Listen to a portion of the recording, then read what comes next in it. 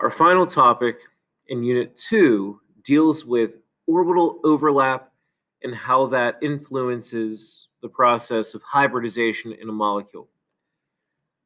The hybridization of carbon is often used as an example as to why hybridization needs to happen in the first place.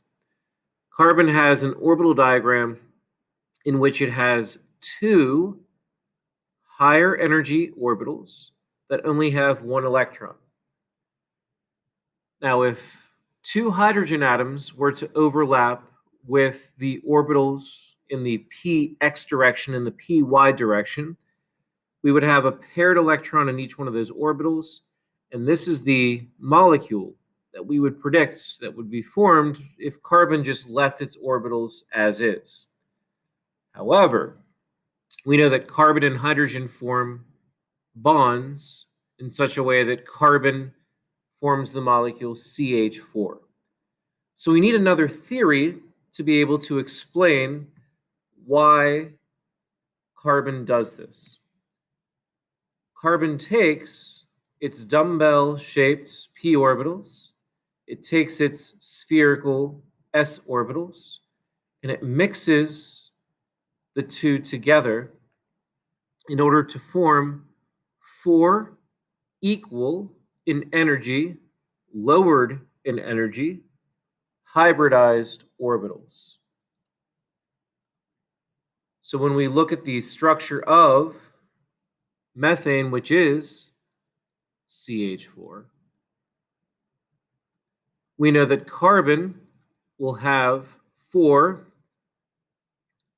hybridized orbitals that kind of look like a dumbbell and kind of look like a sphere. And they will all be equal in size sp3 orbitals. This diagram here just kind of shows you what happens to the character of an orbital after two different shaped orbitals hybridize together. It kind of mixes the shapes together, and you end up with a dumbbell that has a little bit more spherical character to it. So for hybridization, it really depends on how many peripheral atoms are connected to the central atom. In BeF2, I have two fluorine atoms that are connected with single covalent bonds. Beryllium only needs to hybridize in such a way that it has one hybrid orbital going this way to overlap with fluorine and one hybrid orbital to overlap in this way with the other one.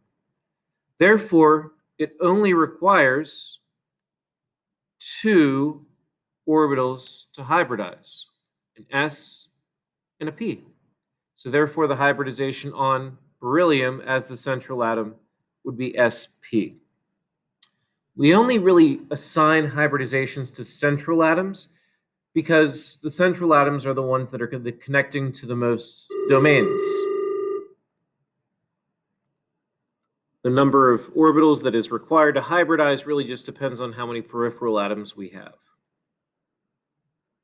In the case of sp2 hybridization, we take one s orbital, two p orbitals. So the hybridized orbitals would actually have a little bit more p character to them, and they would probably look a little bit skinnier compared to sp orbitals. When it comes to sp3 hybridization, we take one s orbital, we take the three dumbbell-shaped orbitals, we hybridize them in four different directions. It kind of looks like a tetrahedral arrangement. And from there, this lowers the overall potential energy of the system, and it helps us to explain molecular geometry. This table pretty much summarizes the way in which we assign hybridization. Hybridization is very easy to assign. The only thing that you really need to count are the total number of domains. So when I look at these examples here at the bottom of the table, right, CH4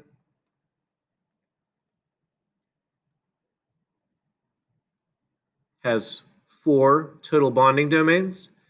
So therefore, 1, 2, 3, 4, 1s, 3p orbitals, sp3 hybridization. Even if there is a non-bonding domain, that non-bonding domain counts in your total number of domains to assign hybridization. So I would still count 1, 2, 3, 4 total domains, and you're left with sp3 hybridization. So in water, I draw the Lewis structure for water. I know its molecular geometry is bent. However, it has 1, 2, 3, 4 total domains, sp3 hybridization. Because of the total number of domains, the oxygen atom hybridizes its orbitals to lower its overall potential energy. Can you identify the hybridization on each atom in the following Lewis structure for the amino acid methionine? Take a minute or two and see if you can do that for every single atom in this Lewis structure that is a central atom.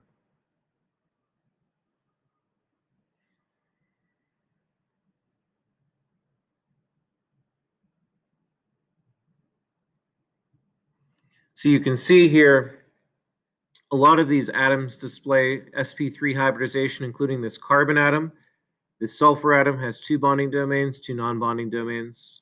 Each of these carbons is also sp3 hybridized.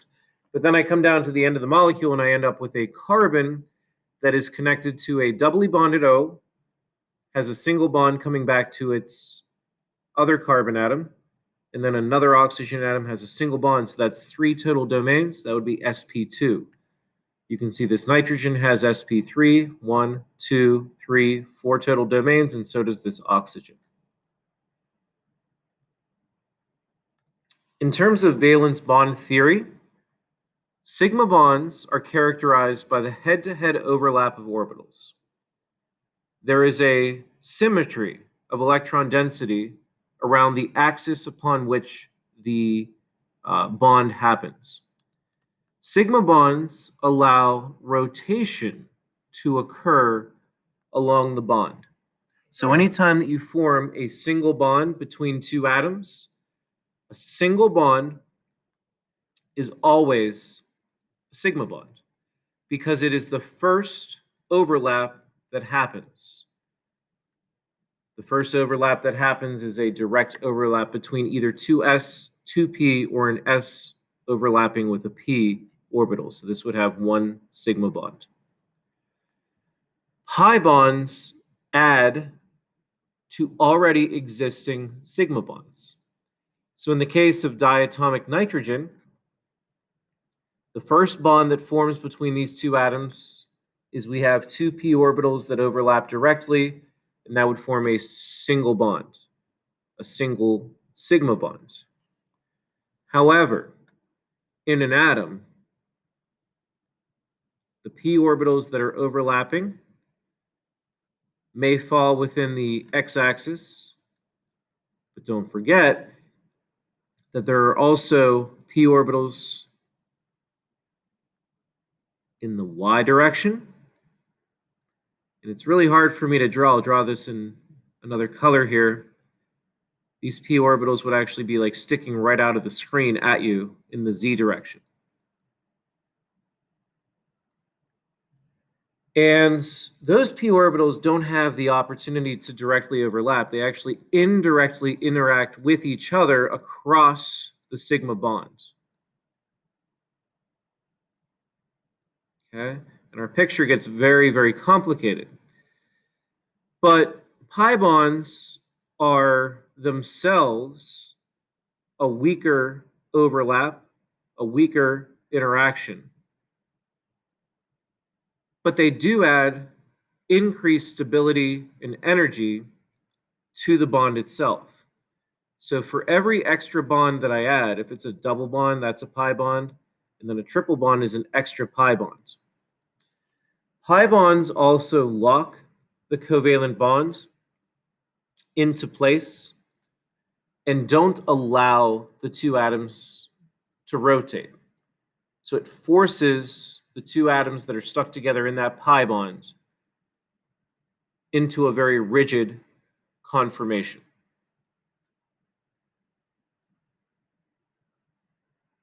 We discussed pi bonds and how they indirectly overlap. They don't allow free rotation. However, every additional pi bond that's added on top of a sigma bond does increase the energy of the bonds, even though an individual pi bond is a little bit weaker than a sigma direct overlap. You can see in these Lewis structures that if I have two atoms of hydrogen, it's just one single bond. However, if I have a double bond, the first bond is my sigma bond, and then every bond on top of that is a pi bond, such as in the case of diatomic nitrogen. The p orbitals that are left over indirectly overlap, and that's what causes the bonds to form a double and a triple bond. This picture kind of summarizes if we have formaldehyde, which has a double bond between the C and the O. The C and the O directly overlap here. Two of their orbitals are directly overlapping with each other, and that's going to be your first bond. The second bond happens from these other p orbitals that are sticking in a perpendicular direction, and they indirectly interact with each other, and that's what locks the bonds into place. Acetylene. Acetylene has a triple bond, and you can see how complicated these pictures become because now we have not only the pi bonds on the top of the molecule, but we also have them on the sides of the molecule. So if you looked at those carbon atoms as though you were looking along the length of the molecule, you would have some of those p orbitals sticking up in this direction and some of those p orbitals sticking in this direction. And I'm just kind of rotating that molecule around to show you that you can have those p orbitals sticking in different directions, causing those other indirect overlaps.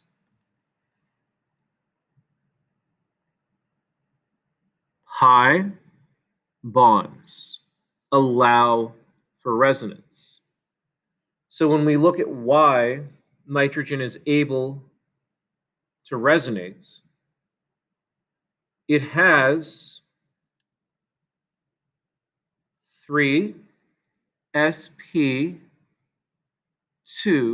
hybridized orbitals, which means that nitrogen atom has a leftover p orbital sticking up straight up and down that it didn't hybridize.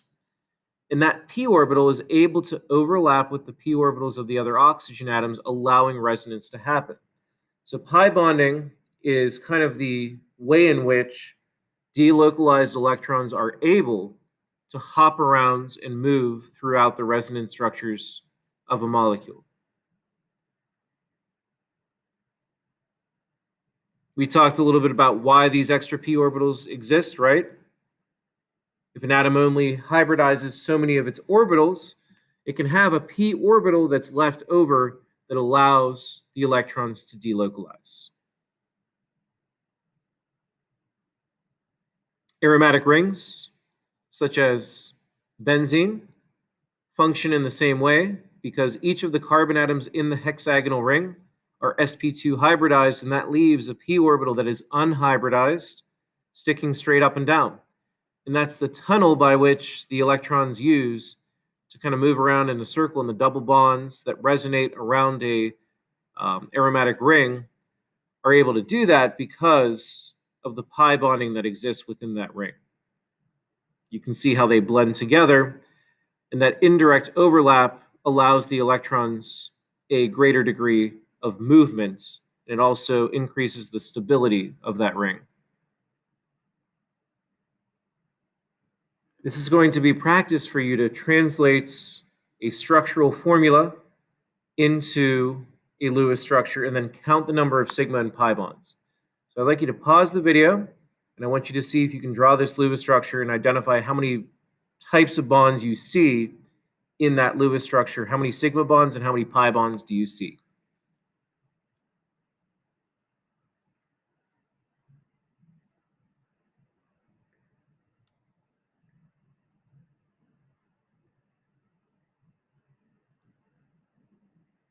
So in this Lewis structure, it shows that there's a double bond between these carbons, and there's a double bond at the end of this molecule.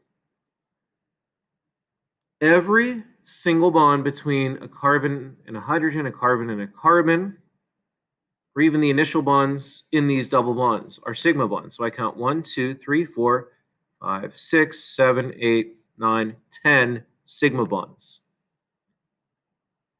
Every bond after a single bond is a pi bond. So this would be 1, 2 pi bonds. This structure is called an aldehyde. Aldehydes are molecules that end their carbon chain with a doubly bonded O somewhere in the Lewis structure.